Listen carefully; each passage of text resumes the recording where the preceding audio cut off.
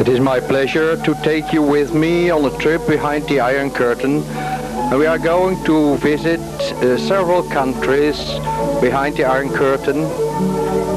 We start with Eastern Germany, and here we are at the border from West Germany and East Germany.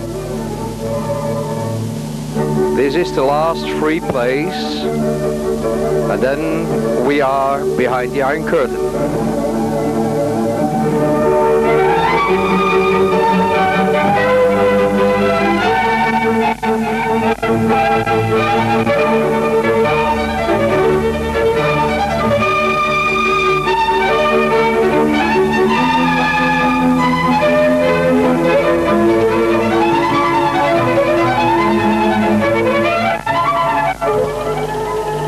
Twice a year there is a trade fair in Leipzig, and that gives us the opportunity to go there without much control.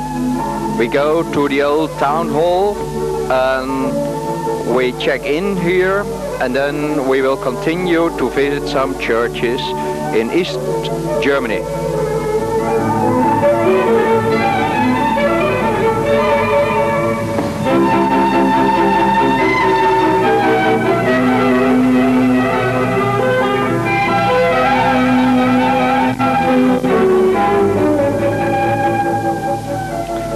I made a trip to Leipzig several years, but when times the secret police discovered that I was not going to the trade fair, but that I was going to the churches. And on Wednesday they invited me to come for an investigation at the headquarters of the secret police, and they asked me the question, "Do you know Brother Piet?" And I told him that I knew him very well. So they were satisfied and they did not ask me any question more. But the next year I was again invited to come to the secret police headquarters, and then they asked me, "Are you Brother Piet?" And then I said yes. And the police officer, he said, "Why didn't you tell me that last year?" I said, "You did not ask me."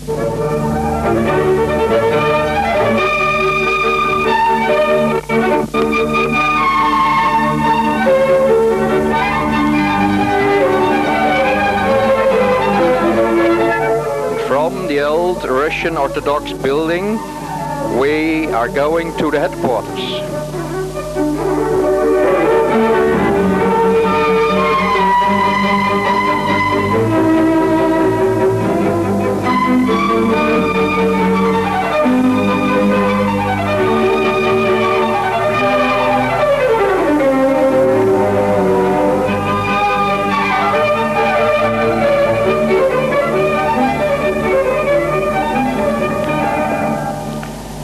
It is in this big tower that they have their headquarters, and I had to go to the second floor for the investigation.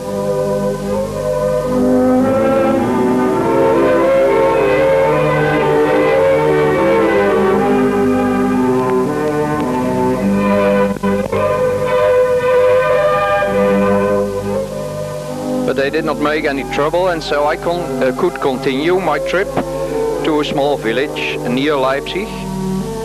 It was in winter time and we had a lot of snow there. And we are heading for a small Baptist church. The people are waiting for me because the roads were so bad that I came a little bit later, but they still were happy and they were singing beautiful songs.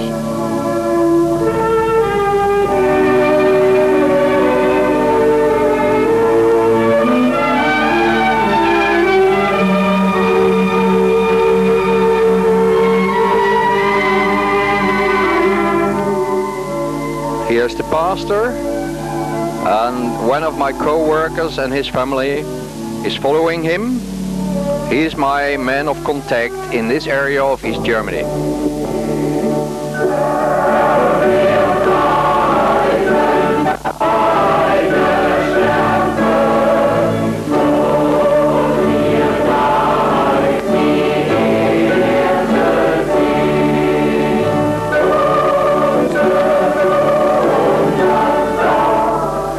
While the choir is singing, are we trying to make some shots in another Baptist church? People are no longer allowed to come together in this chapel because the state needed the building.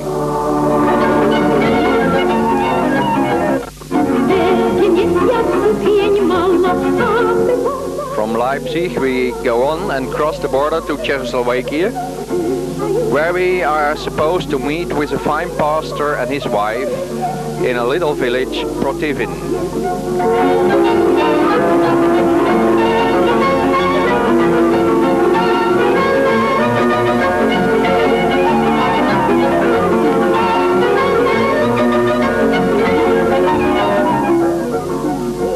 There are many beautiful old buildings in this town. Here's the place where one of the most famous poets was living.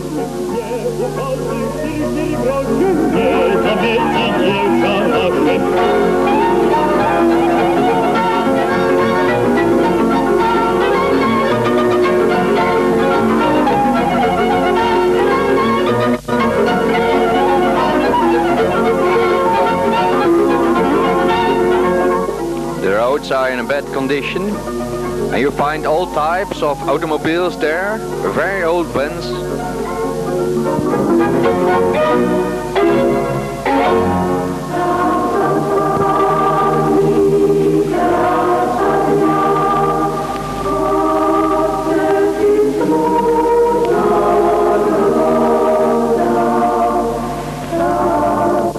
At the time that I was in Protivin, the pastor was still in his ministry, but they took away his license, and so he is no longer allowed to preach in his own church. But his wife also is a pastor, and she still has her license left, and so we have a house meeting in their homes.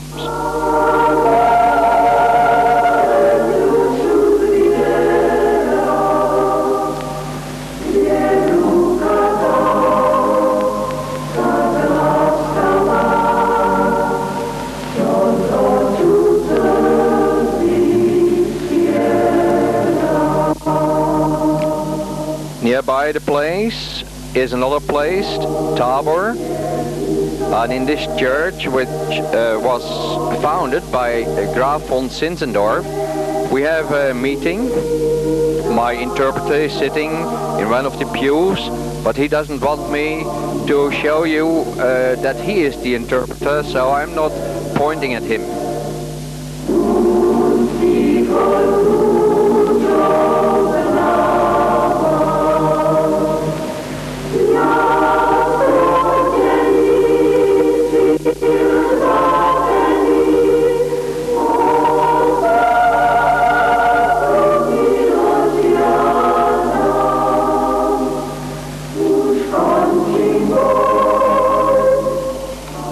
Tabor is built on hills, and a few hundred years ago there was a severe religious persecution, and the people were building in the hill corridors, and every house in town has its stairs down to these corridors because they could escape through these corridors and come in the open.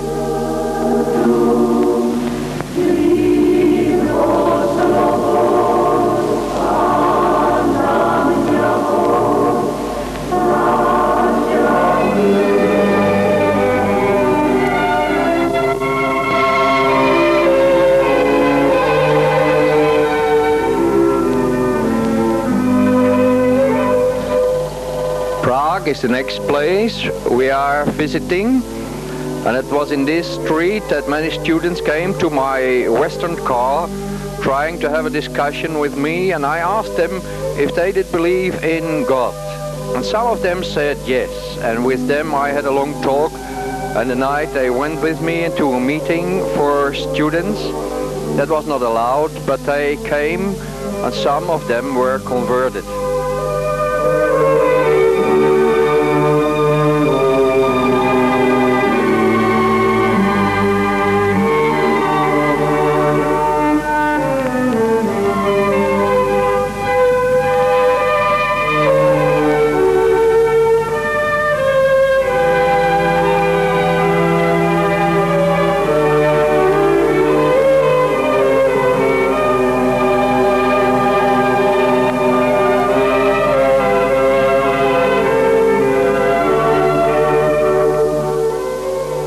Is a beautiful old town, and the river Moldau is flowing through the town.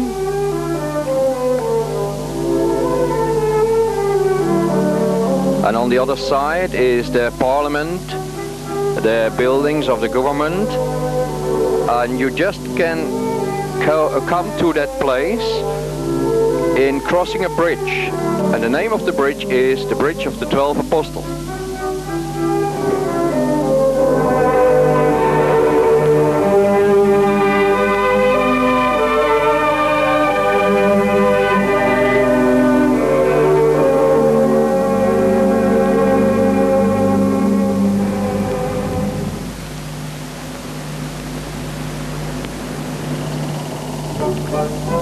This bridge brings you to a place where a student made a protest against the invasion of the Russians, and he burned himself on this place to death.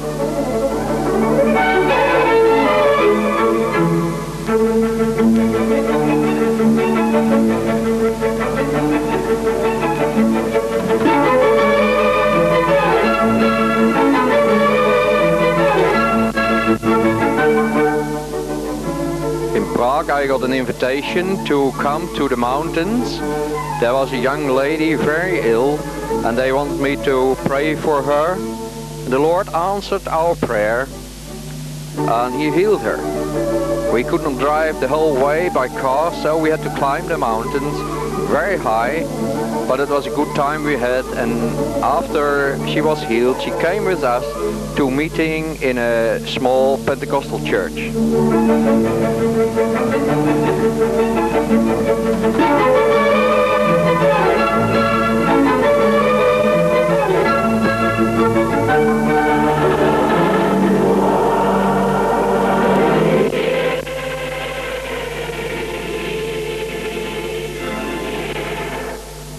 This church is closed now because there is no longer religious freedom in this country, and all those people are in big trouble because they are Pentecostals. The traditional churches have more freedom than the free churches, and so these people have to go to other places, and several of them are in labor camps now.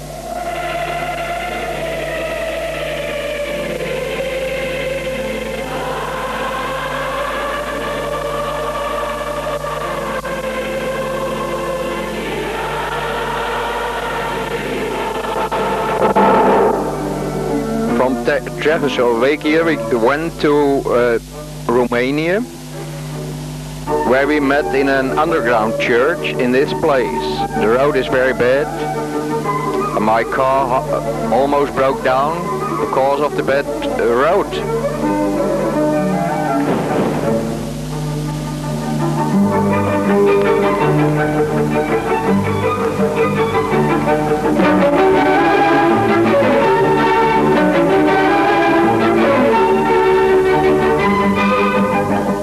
I am not allowed to show you the place where the underground church came together, but I'll show you where I had to stay. Let's enter.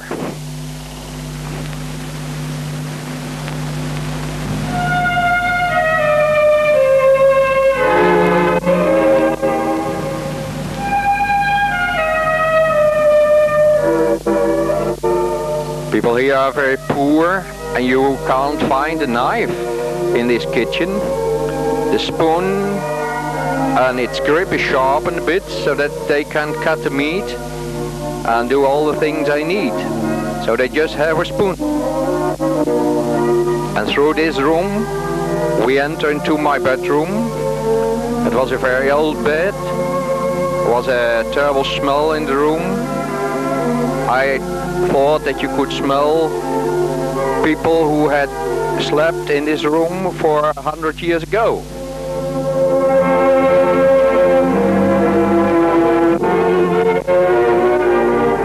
And this was my bathroom.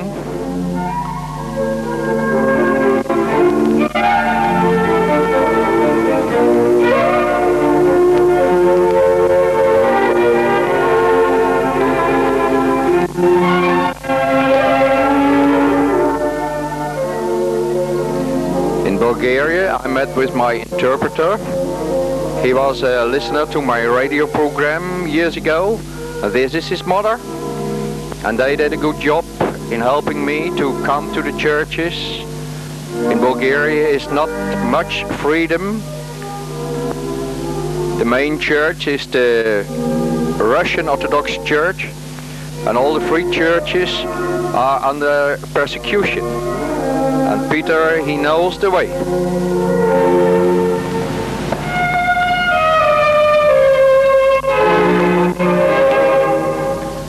And one day we went for sightseeing. There is on an island an old town, very old.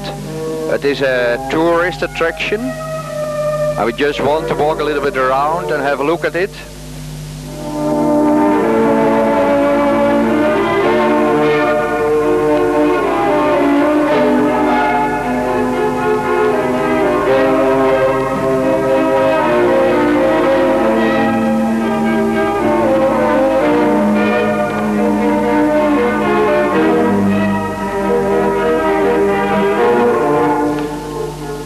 On the other side of the water, there are the big hotels where the tourists are coming from all the Western countries, and they are very welcome because they bring hard cash, Western cash.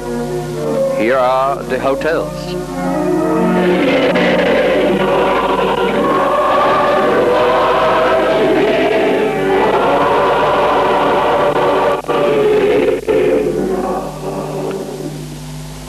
In a church in the southern part of Poland, we met with this gentleman. He is a pastor now, but he has been a general in the army. And it took him a long time to quit his job and to get freedom and a license to be a pastor.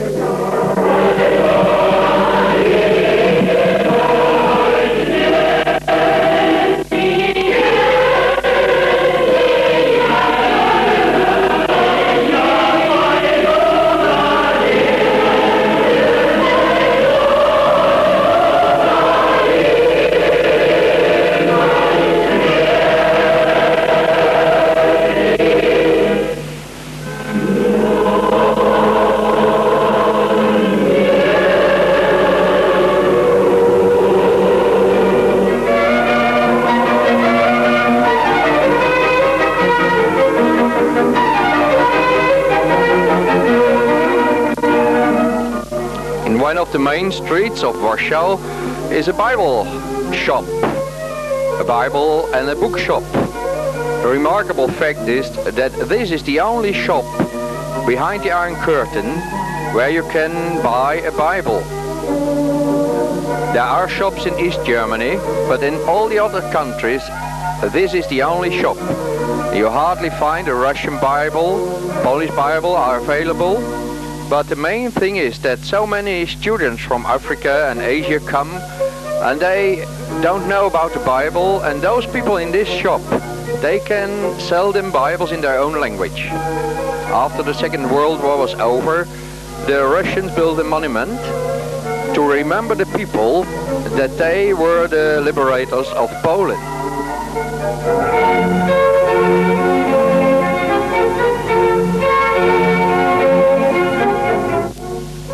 The name of this monument is the Palace of Culture. And on the stairs we see three of my co-workers One on the left side is Mirek. He is my interpreter in Poland, and the both other people are Willy and Inge from East Germany, and they joined me on the trip I made through Poland this year.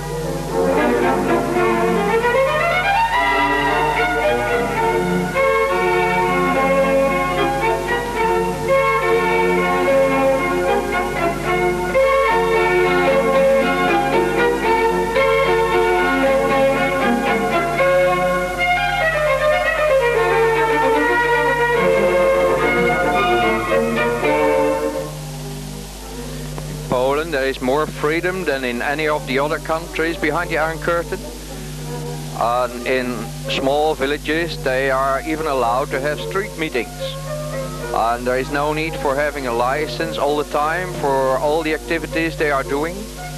In the town of Warsaw, Mirek and his song group is doing a good job.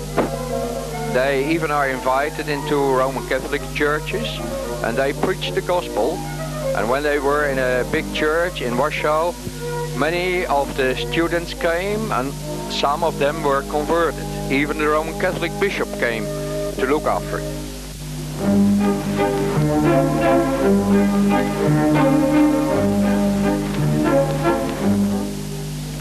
Warsaw has an old town that is partly renewed. But it's lovely to walk around there and to see all the old buildings. And we made a walk with Mirek and Willy and Inge, and we talked a lot.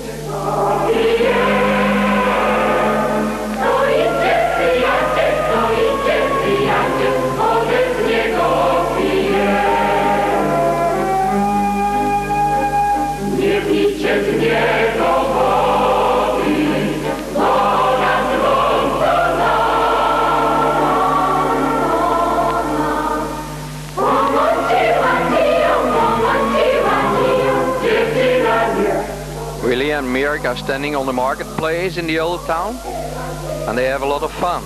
The remarkable fact is that those people don't experience that they are living behind the Iron Curtain. They are so used to it that they don't know the difference. For instance, Willy never lived in a free country. He was born under the dictator Hitler, and after the Russians took over, he was not free. And his heart's desire is to come to the Western countries for 1 week and to participate every night in a street meeting.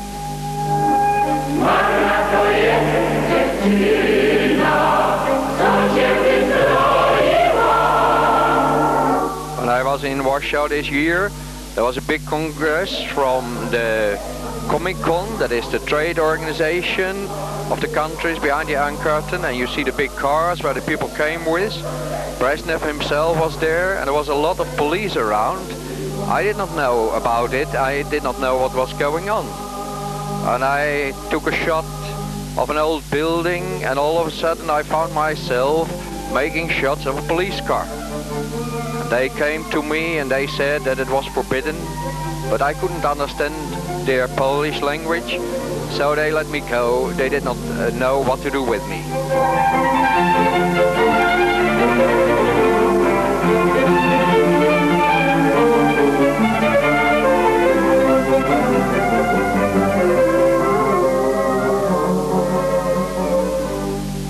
Here comes the police car.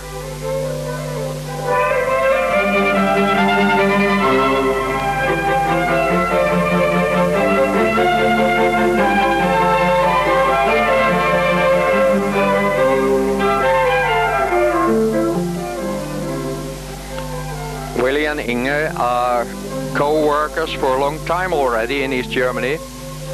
I was happy to offer them a trip in Poland because they did not have any vacation, any holiday time during 7 years.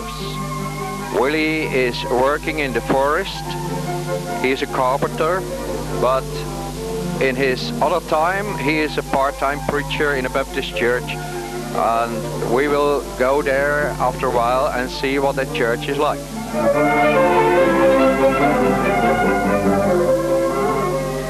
Poland has a car production. The Fiat cars are produced here, And this is one of the smaller plants.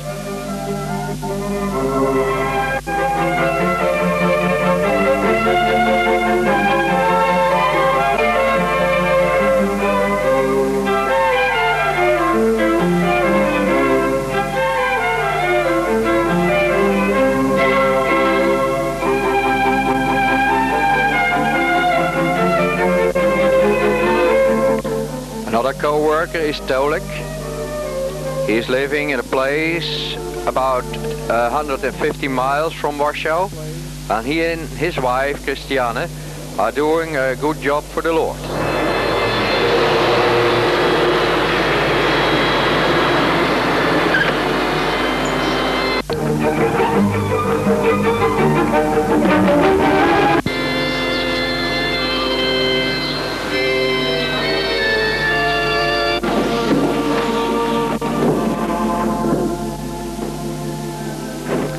Because of the fact that this church could not have an own building, they had to build out rooms in a house of a brother, and so they have house meetings.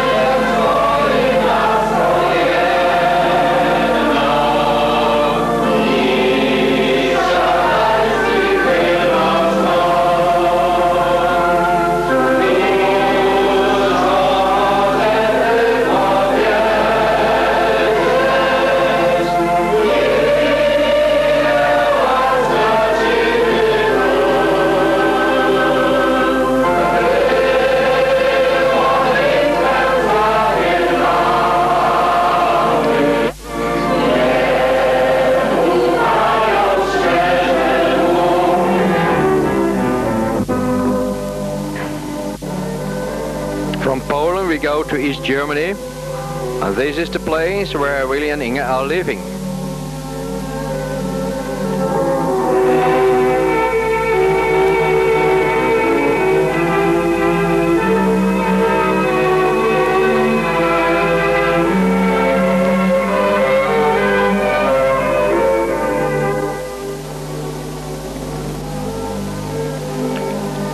This is one of the children of Willie and Inge.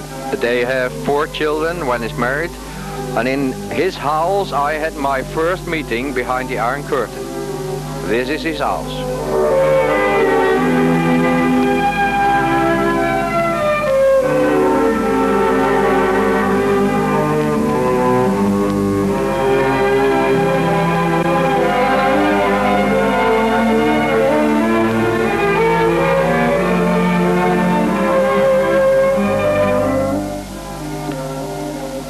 Willie is working a lot among young people. It is a remarkable fact that young people are very interested in God. In Poland I talked with a student, and he told me that he found that the Communist Party had an answer to the material needs of the people, but they did not have an answer to the spiritual needs. That made him start searching for an answer. So he came to a youth group, and they told him that the only answer was Jesus. And after several times he surrendered to Jesus, and now he is a lay preacher in a church. Many young people come together every Saturday night. In this area is a Lutheran church where more than 500 young people meet every Saturday night. The police does not agree with it, and they tried to stop it, but that was impossible. They always found a way out, and they still are coming together, and they are making their own new songs, and we are very happy about the revival that is going on in this area. We are going to one of the Baptist churches in this area. We had 3 nights Bible studies, and people came from everywhere. Not so many, but enough to have a good time with the Lord together.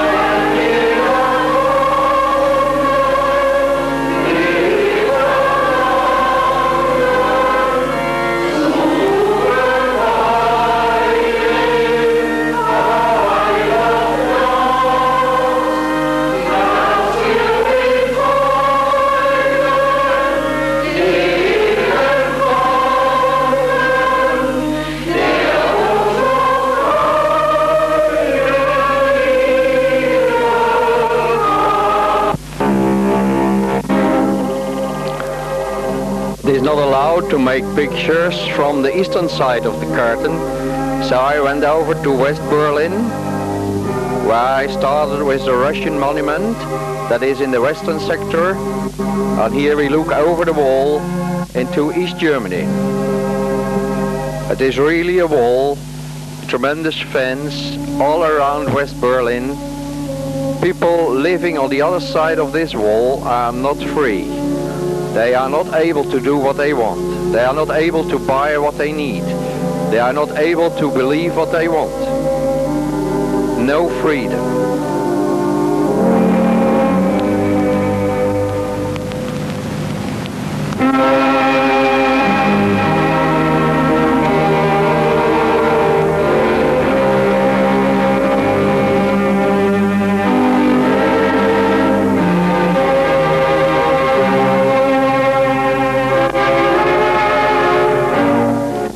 The Bible tells us that there will come a night over the world, a night where nobody can work, where you are afraid to be a Christian, where you have to live under circumstances you don't like. The question is, are we prepared for that? What does our faith mean in a dark day? That's an important question. And we cannot give an answer to that question by ourselves. But we can ask the Lord to give us the power of the Holy Spirit to stand firm when that time is coming all over the world.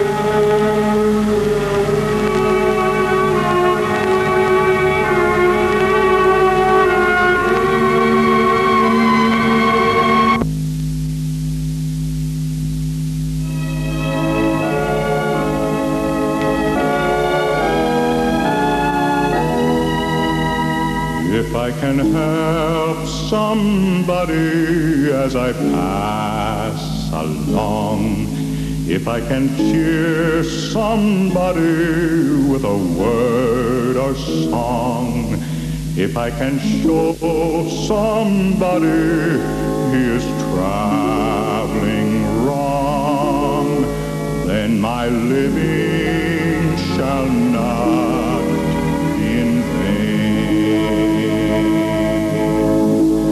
Then my living shall not be in vain.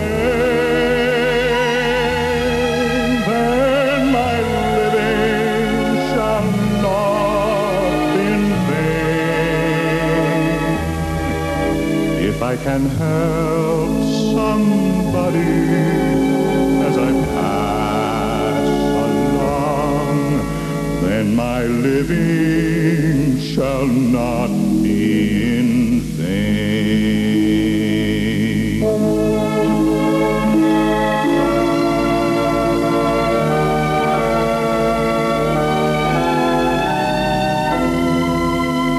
If I can do my duty as a Christian heart, if I can bring back beauty to a world of thought, if I can spread love's message that the Master taught, then my living shall not